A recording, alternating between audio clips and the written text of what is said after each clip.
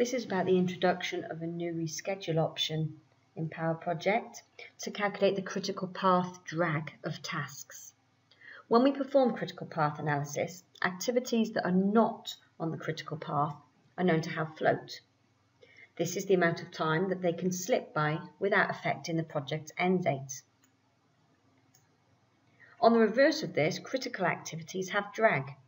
This is the amount of time that an activity is adding to the project's duration.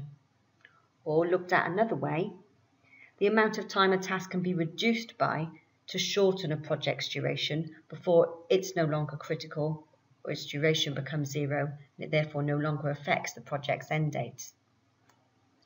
So critical path drag as a field has been added to Powerproject, and that can be found under the float options.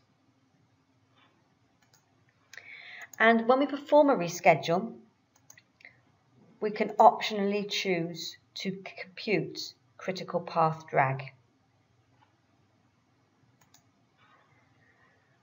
A project's critical path drag, only critical activities obviously show this figure, and it's either equal to the activity's duration, or if there are two tasks in parallel, the critical path drag will be the amount of float of the parallel task.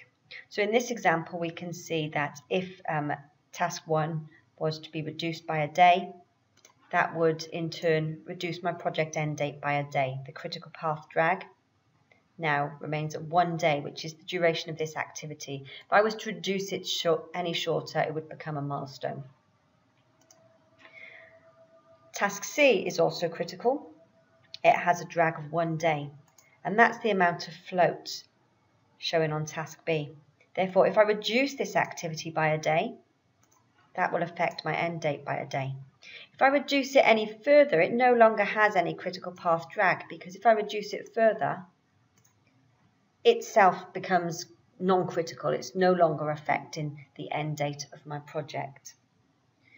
So critical path drag is a useful way of identifying the tasks that should be addressed first when attempting to shorten the duration of a project.